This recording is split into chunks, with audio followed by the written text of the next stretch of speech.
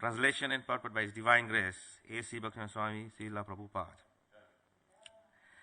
How wonderful it is that the Supreme Personality of Godhead, the Param Brahma, Krishna, who is sought by great, great sages for the sake of liberation and transcendental bliss, is acting as your best well-wisher, your friend, your cousin, your heart and soul, your worshipable director, and your spiritual master. Purport. Krishna can become the director and spiritual master of anyone who is serious about getting the mercy of Krishna. The Lord sends the spiritual master to train a devotee, and when the devotee is advanced, the Lord acts as a spiritual master from within. Tesam satatam yuktanam bhajatam priti purvakam dadami buddhi yogam tam yena ma upayanti te. To those who are constantly devoted and worship me with love, I give the understanding by which they can come to me. Krishna does not become the direct spiritual master unless one is fully trained by his representative spiritual master. Therefore, as we have already discussed, the Lord's representative spiritual master should not be considered an ordinary human being. The representative spiritual master never gives any false knowledge to his disciple, but only the perfect knowledge. Thus, he is the representative of Krishna. Krishna helps as the guru or the spiritual master from within and from without. From without, he helps the devotee as representative, and from within he talks personally with the pure devotee and gives him instructions by which he may return back to Godhead. Om Jnanatamandandasya Jnananjana Salakaya Chakshu Sanviltam Yena Tasmai Sri Gurue Namaha Vanchakalpatrubhyascha Kripa Sindhubhyecha Patitanam Pavnebhyo Vaishnavyo Namo Namaha. Jai Sri Krishna Chaitanya Prabhu Nityananda Sri Advaita Gadadhar Sivasadi Gaur Bhakta Vrinda. Hare Krishna Krishna Krishna Hare Hare Hare Rama Rama Rama Hare Hare.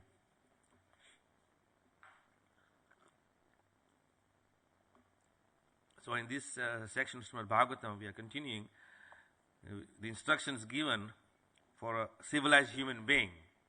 And in this particular verse, Narada Muni is explaining to Yudhishthira Maharaj that how the Supreme Personality of Godhead, He is amongst them and giving them His special blessings and His special association.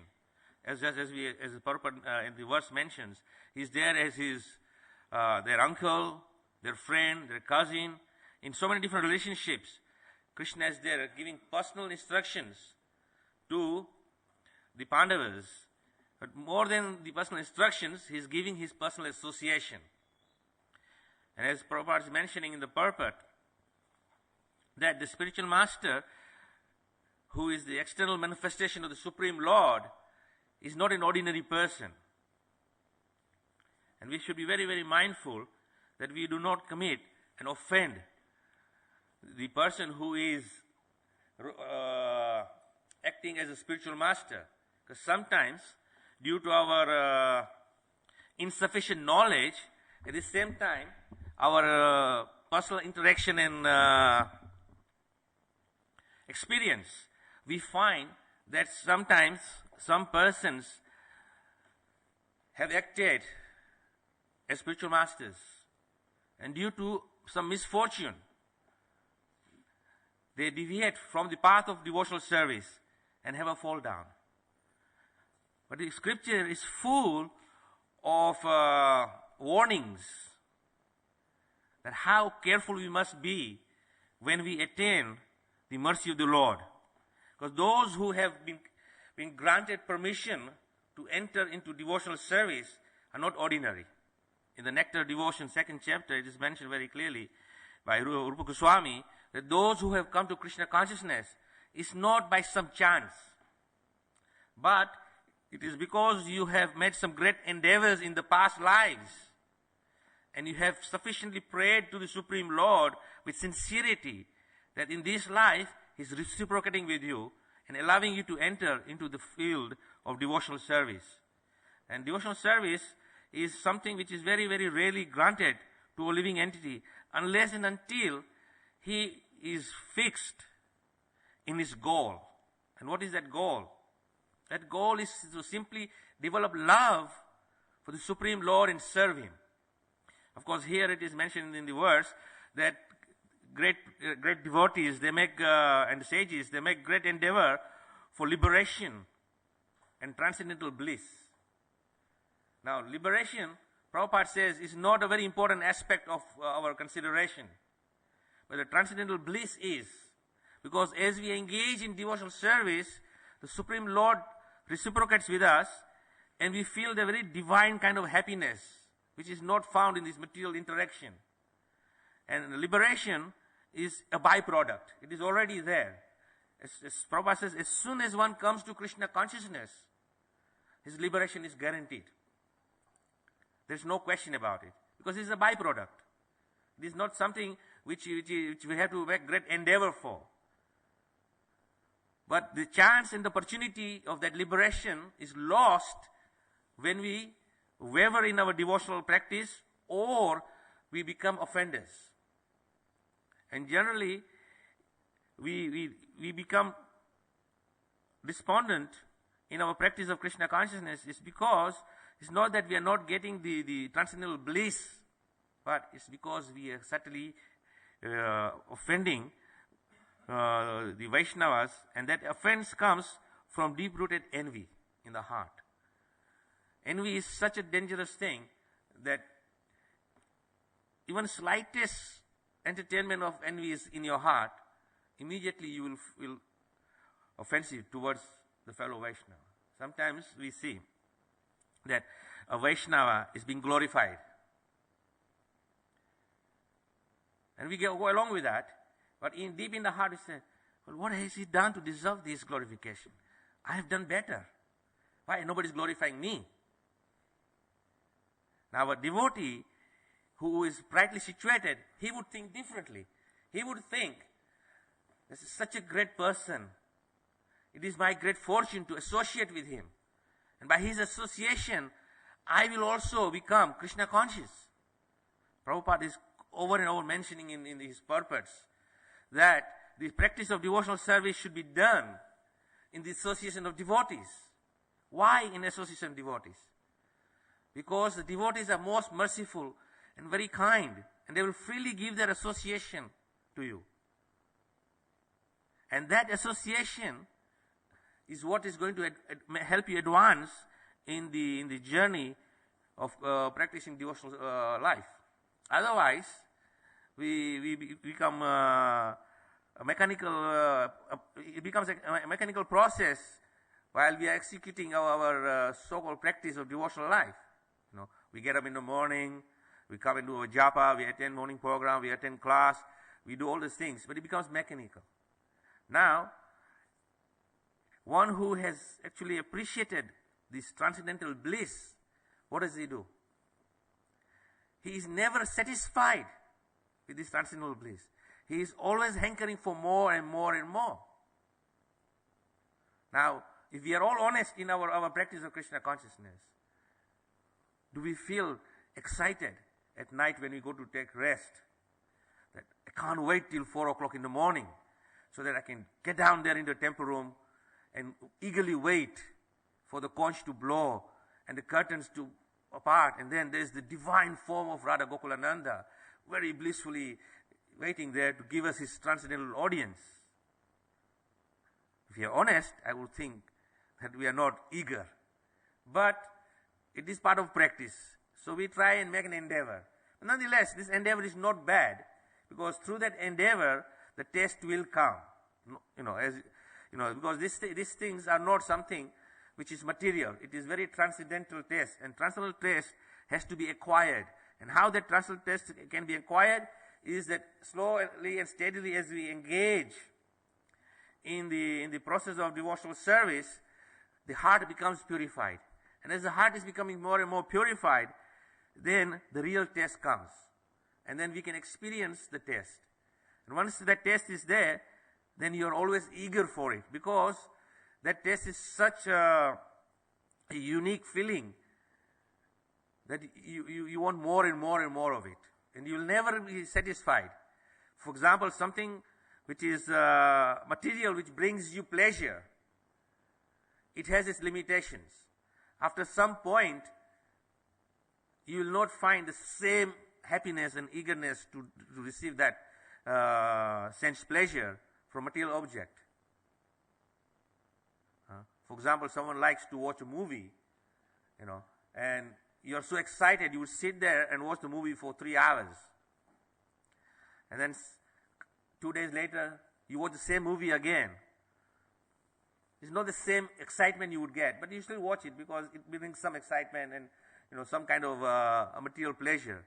But someone forces you to watch the same movie hour after hour after hour. What's going to happen? That movie, which initially which was the cause of your material sense pleasure, is now going to be pain for you. It will be very painful for your eyes to see, for your ears to hear the sound, and it will become so distasteful that if someone even mentions the movie again, you will just go crazy. So this is material sense pleasure. But we are so foolish that after that experience, we very quickly forget.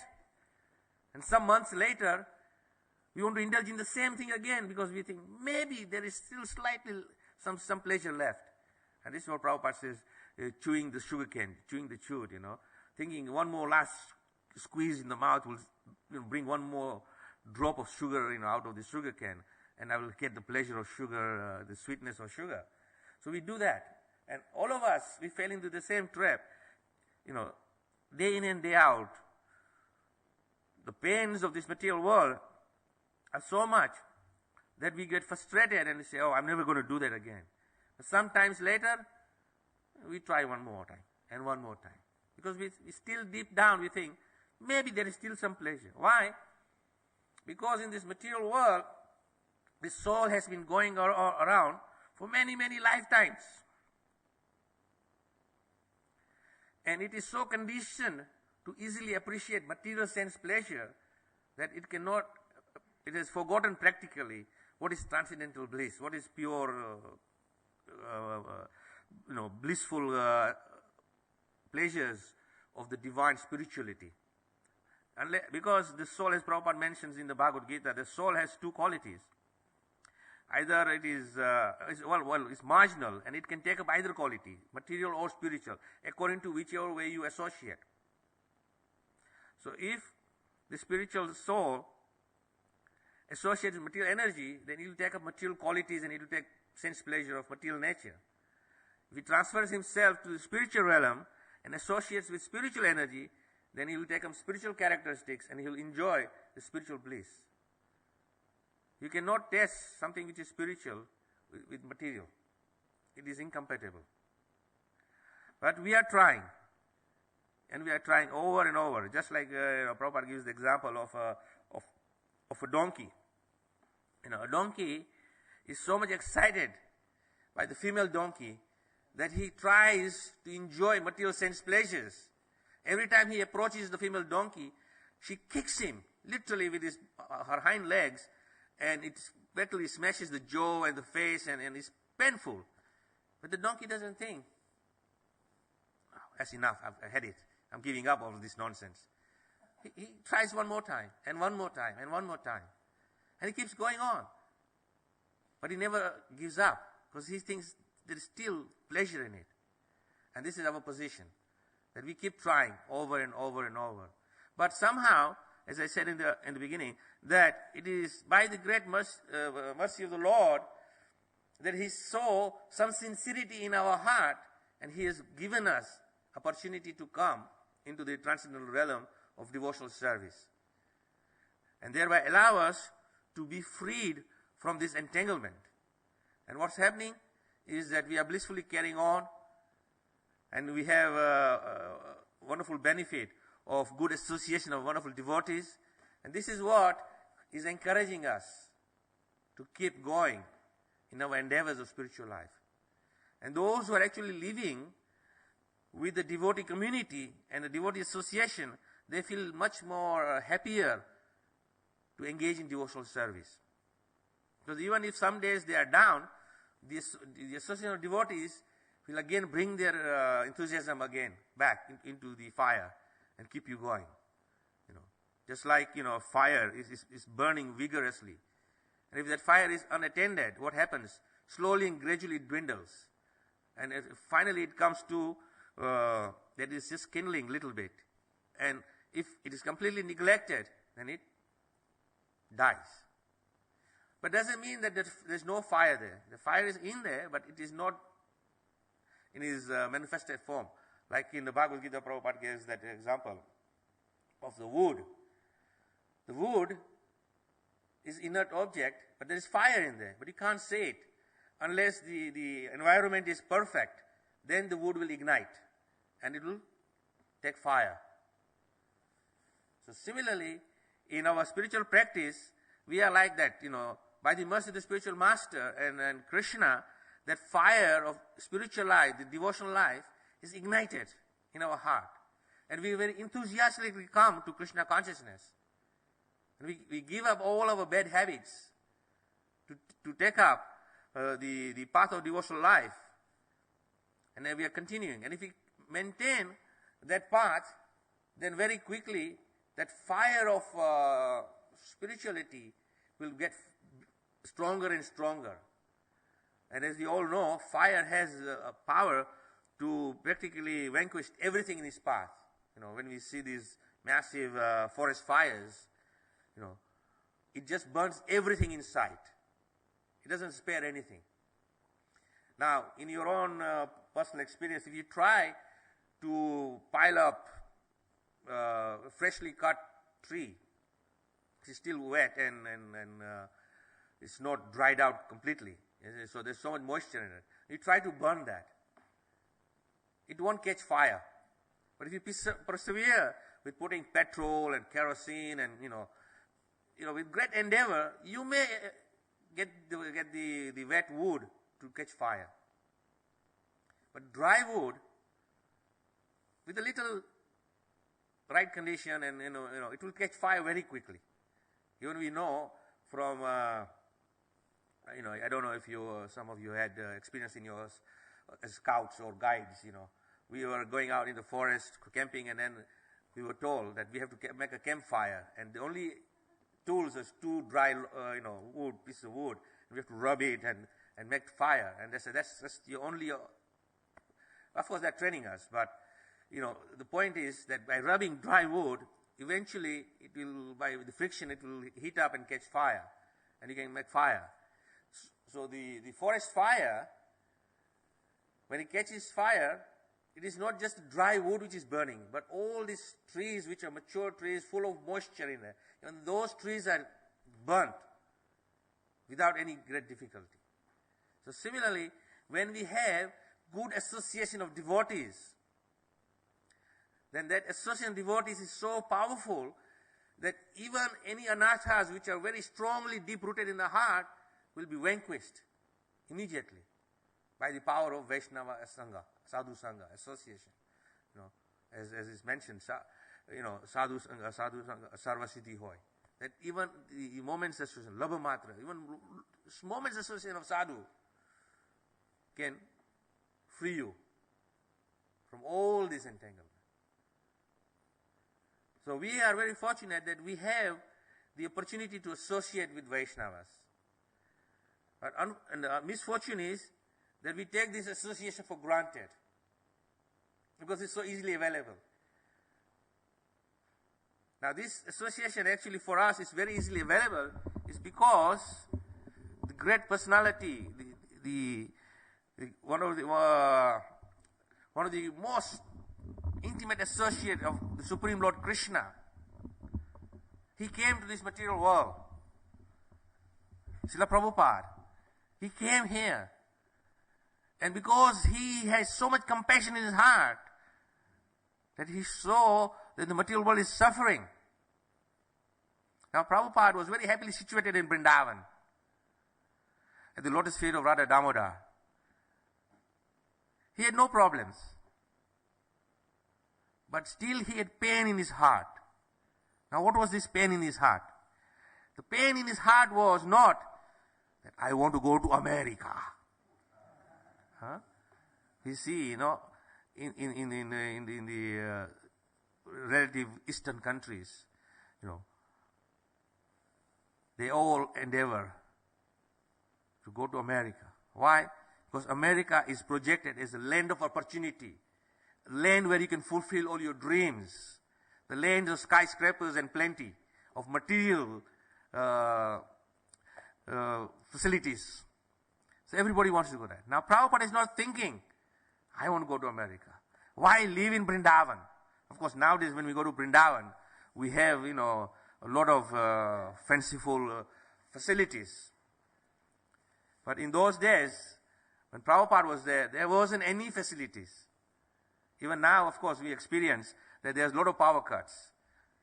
Now in those days, there were even more power cuts. They didn't have diesel engines to generate your instant electricity, And when we go to MVT, we're staying in MVT, and immediately the power goes, and we know within a minute, boom, the generator will be started and electricity will be there. And for some reason, if the machine is taking longer than 1 minute, immediately we go to reception. Hey, what's happening? I can't get onto the internet. But Prabhupada didn't have all these facilities. In fact, I myself experienced that when we first time in our lives, we went to Vrindavan in 1982.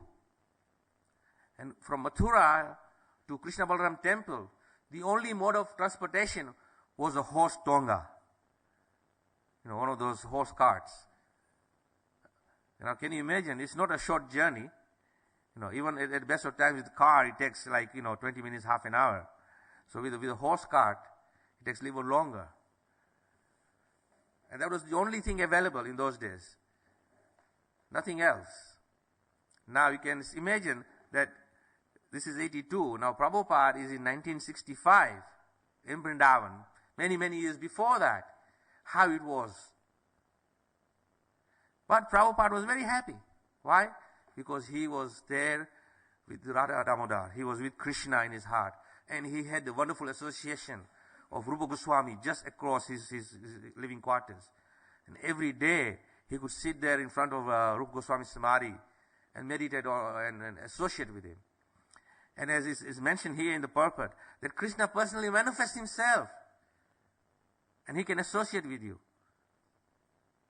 So similarly, great saintly persons like Rupa Goswami, although in our material understanding that he has taken samadhi and he left his material body,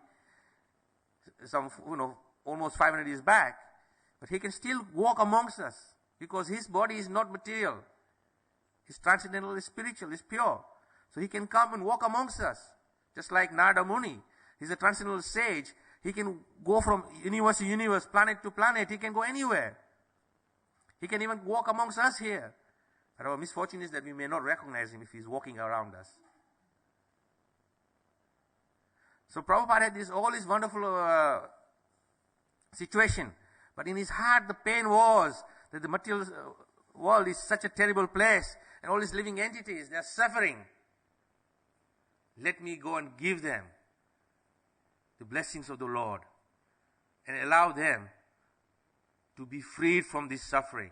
So he came to the West and he made great endeavor to spread the Krishna consciousness movement.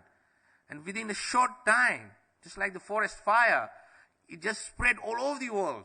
And there were centers all over the world, Harinams going on everywhere, prasadam being distributed all over the world, every nook and corner. There was immediate access to the holy name, immediate access to the devotees, immediate access to Krishna Katha, immediate access to the holy name of the Lord. It was just available everywhere. And everyone can get it without any great endeavor. Simply by Srila Prabhupada's grace. Otherwise, if you imagine Srila Prabhupada never left Vrindavan, then what would happen to you and I? You think that there would be a great soul who would come out and say, hey, get out of this darkness.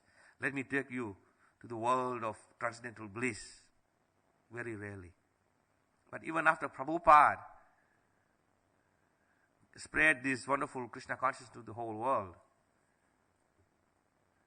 and easy access to devotional service and association of devotees, we take it for granted that, oh, it's just easily available. But something which is very rare, you would appreciate it. But something which is easily available, we just say, oh, it's just around here, you can just get it anytime you want. If you want sadhu sangha, just come to Manor and you'll get sadhu sangha, It's not a big endeavor.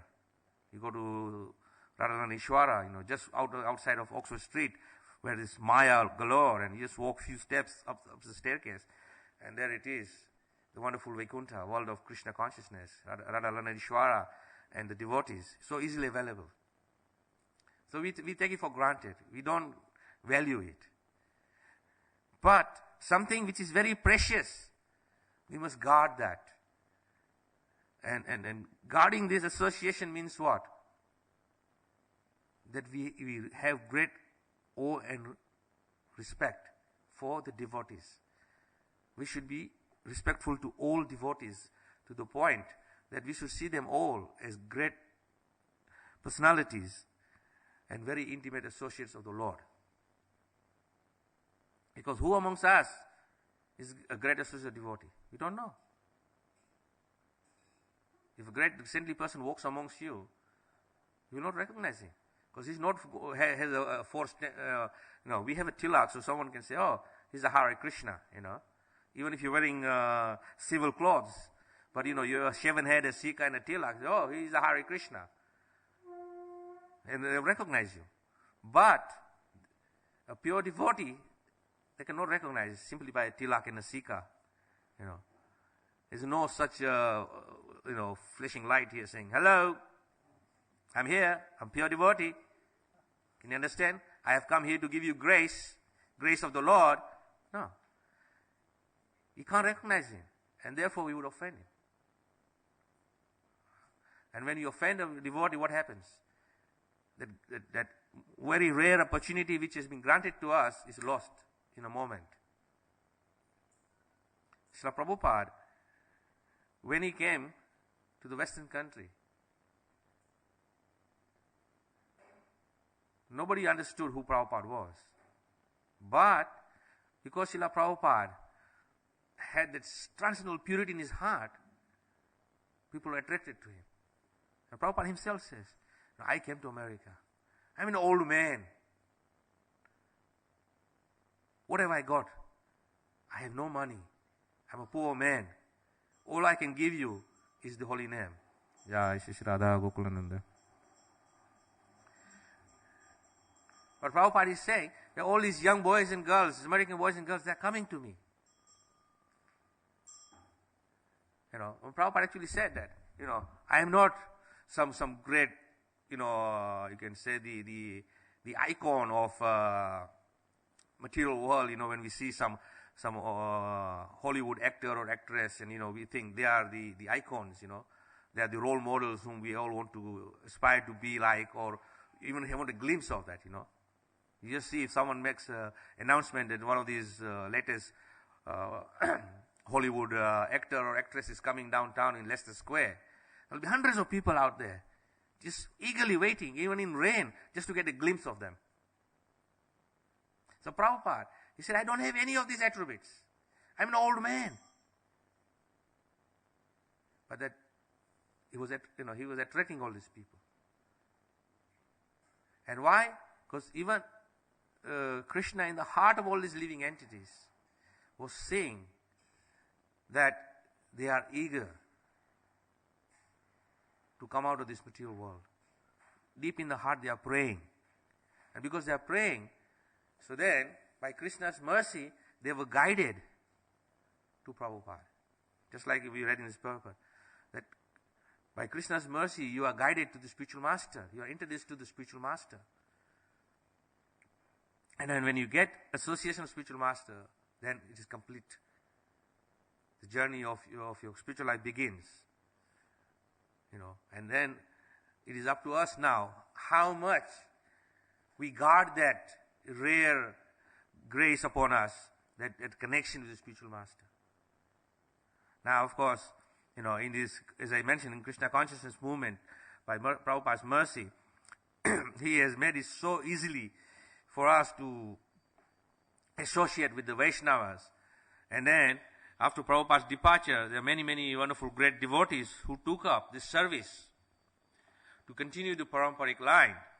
Now, we may agree with that, we may not agree with that, because that is our material calculation. But anybody, Prabhupada says, they repeat the message of Krishna consciousness is perfectly situated.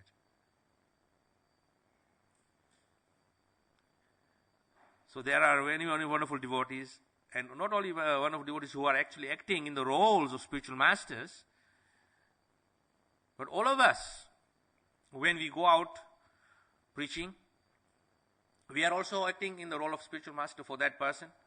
We are instructing that person. So one who gives instruction is a master. And the instructions we are giving is not mundane instruction. We are giving spiritual instruction. So spiritual instruction means spiritual master. Not necessarily it has to be someone who is performing yagyas and giving you a spiritual name and saying, he is my Diksha Guru. Lord Chaitanya Mahaprabhu says, anybody who is preaching this message of Krishna consciousness is a Guru. So of course, when we are given that position by the mercy of Lord Chaitanya as a spiritual master, then we have to actually take that position very seriously. That we have to become perfect, because then there is no question of imperfection. Because as soon as there is imperfection in you, due to your material attachments, then you are doing disservice to the Supreme Lord, because you are then not appreciating His mercy upon you. He is allowing you to be His transcendental messenger. And if we neglect that, then we become offenders. If we again, as I said, we commit offense, then we are killing our spiritual fire. So we have to be very, very careful that we do not take this very lightly. This grace which has been blessed upon us is a very, very rare thing. And if we take it lightly, then it is very easily we can lose it. Now we know that those people in the material world, if they receive some valuable object in material sense, they'll be guarding it very, very carefully. They will not just leave it anywhere. They will be, always conscious and aware of that particular object of value. Now this is material. So when you get a spiritual, invaluable, priceless gift of Krishna Bhakti, then shouldn't we be guarding it with great care? Why should we just say, well, Bhakti is so easy, It's not easy, but we are just not concerned. That's why even Lord Chaitanya Mahaprabhu is saying that this seed of devotion which has been sprouting in the heart, that fire is ignited by the mercy of the spiritual master, must be guarded carefully, so that that creeper of devotion is nurtured, so that that creeper gets a chance to hold its root deep down, that nothing can move it. Now, in our own experience, if you go into the garden and if you see some small sprout coming out of the garden, easily with just a thumb and a finger, you can grab hold of it and pluck it out. And then smash it, and it's finished. Gone.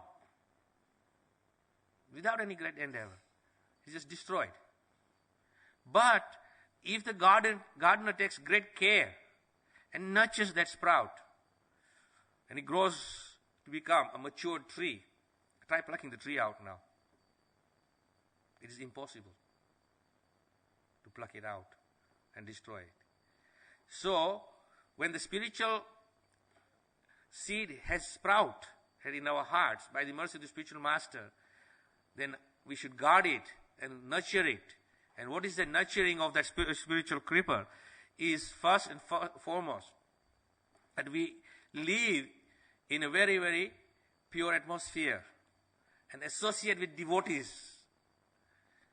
And secondly, by following the process which is given to us in our Krishna conscious practice of regularly performing devotional service. And devotional service means, we regularly, attentively chant the holy names of the Lord, engage in the worship of the Lord, engage in the serving of Vaishnavas. All these instructions are there, which will nurture that creeper. And the more and more you nurture with all these wonderful arrangements, then it will become strong. To the point that nothing can shake it. You can see sometimes that great tornadoes come. Sometimes, 150, 200 miles an hour wind comes. And it's just blowing so fast with ferocious power that the roof of the house is lifted. And the trees are just swaying. And when the storm comes down, there is tremendous damage all around. The tree is quite happy. There's no damage to the tree. Why? Because it's matured and deep-rooted.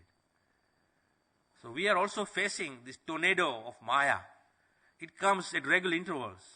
Like in America, in the Bay of Gulf of Mexico. There's a tornado season. And when the tornado season is there, the tornadoes, one after the other, just come and hit you. And the warning is there, okay, tornado coming soon. You board up your front of the houses and buildings with boards and everything to protect your property. But even then, it smashes in. So for us, is also the tornado season of Maya. Maya is always coming. And the season is non-stop. It doesn't stop. It doesn't give you relief. It doesn't give you, a break. One attack of Maya is there, and as soon as you have overcome that attack of Maya, there's one next one waiting right down behind it. And it just keeps coming. But one who follows the instructions which Prabhupada has given, that we remain in the season of devotees, we remain in the devotional arena, then it creates a shield around us that even attack of Maya upon attack after attack after attack will not touch you. Then you will become like a duck in water. The duck goes into the water and it comes out, it is still dry. It doesn't get affected by the water. So for a devotee who is rightly situated, he may be, in the midst of the storm of Maya, but the storm will not touch you. Why? Because you have transcended this material platform, simply by following the grace of the Lord. So if we continue that, then we are completely safe, and our journey becomes perfect. And as mentioned here, great sages who are aspiring for transcendental bliss will come natural. We don't have to make great endeavor. And when that transcendental bliss comes, you will actually appreciate it. Why? Because then you'll be able to taste it. Right now, it comes to you, you may not appreciate it, because you don't know the difference. It's like the example given. You take the hog out of his sewers, and you clean him up with the best shampoos and fragrant oils and everything, and clean him up so it doesn't smell anymore. And here he's completely freshed and refreshed, you can say. Then you put him in a very nice compound with fresh straw and a trough of fresh water and another trough with fresh food, halwa and all this wonderful stuff. And you put a hog in there, and the hog will go and he will take the halwa and he will drink the water and he will wallow in the straw, and it is indifferent to him. Because as soon as you open the compound gate, he will shoot out and back into the gutter, and he will start taking his relishing of the sewage filth, because he cannot tell the difference. Now, if you have little intelligence, you can know this is filthy and this is clean.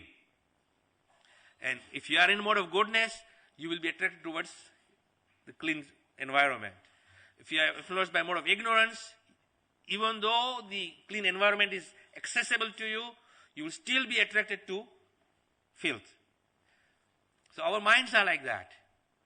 But by the mercy of the Supreme Lord and His pure devotee, they have cleaned our senses of all this filth, and they have given us a transcendental pure environment. We simply have to develop attachment for that. And if we continue And when you develop a taste for it, then nothing in this material world will bring you to your original position where you are like a hog, that you can go back into more of ignorance. One must remain in this position. And that way, we can protect ourselves without any fear and continue in our spiritual practice and thereby become perfect. So, it's 8:30. I'll stop here. Thank you very much for allowing me to speak some of my thoughts.